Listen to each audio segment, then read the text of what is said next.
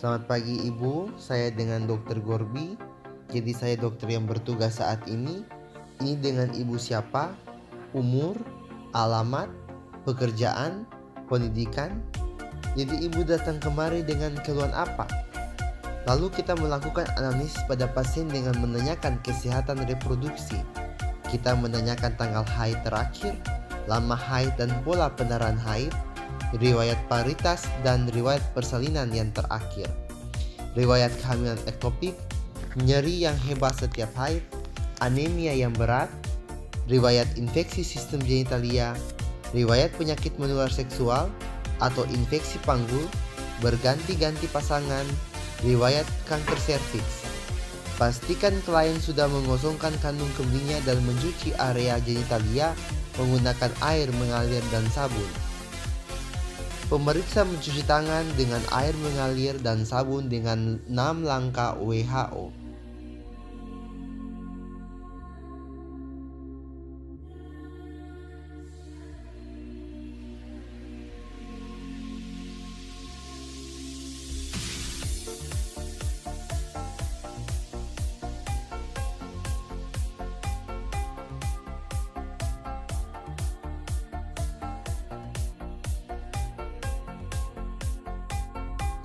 Lalu membantu klien ke meja pemeriksaan dan atur posisi ibu dengan posisi litotomi. Selanjutnya kita lakukan inspeksi dan palpasi daerah perut dan periksa apakah ada nyeri, benjolan, atau kelainan lainnya di daerah suprapubik.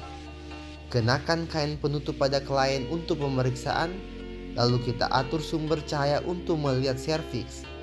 Selanjutnya kita atur penempatan peralatan dan bahan yang akan digunakan dalam wadah steril. Lalu pemeriksa memakai handskun dan peralatan pelindung diri lainnya. Selanjutnya kita lakukan palpasi kelenjar scanner dan Bartolini. Amati adanya nyeri atau discharge vagina. Selanjutnya masukkan spekulum vagina. Kita ambil spekulum lalu kita berikan lubrikasi pada spekulum. Selanjutnya kita masukkan spekulum dalam keadaan tertutup ke dalam vagina dengan pemegang pada posisi kanan. Lalu setelah spekulum masuk kita putar 90 derajat hingga pemegang ada di posisi bawah.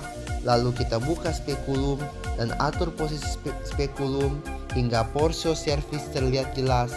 Lalu kita kencangkan skrup spekulum. Lalu lakukan pemeriksaan inspekkulum. Periksa adanya lesi atau discharge pada vagina dan inspeksi serviks. Perhatikan bentuk, ukuran, dan warna porsio. Selanjutnya keluarkan spekulum dengan hati-hati dan letakkan kembali pada tempat semula dengan tidak menyentuh peralatan lain yang belum digunakan.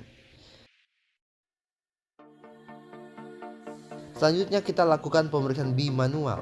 Kita masukkan jari telunjuk dan jari tengah tangan kanan kita ke dalam vagina dan tangan kiri secara lembut menekan daerah suprapubik. Kita pastikan gerakan serviks bebas, tentukan besar dan porsi uterus.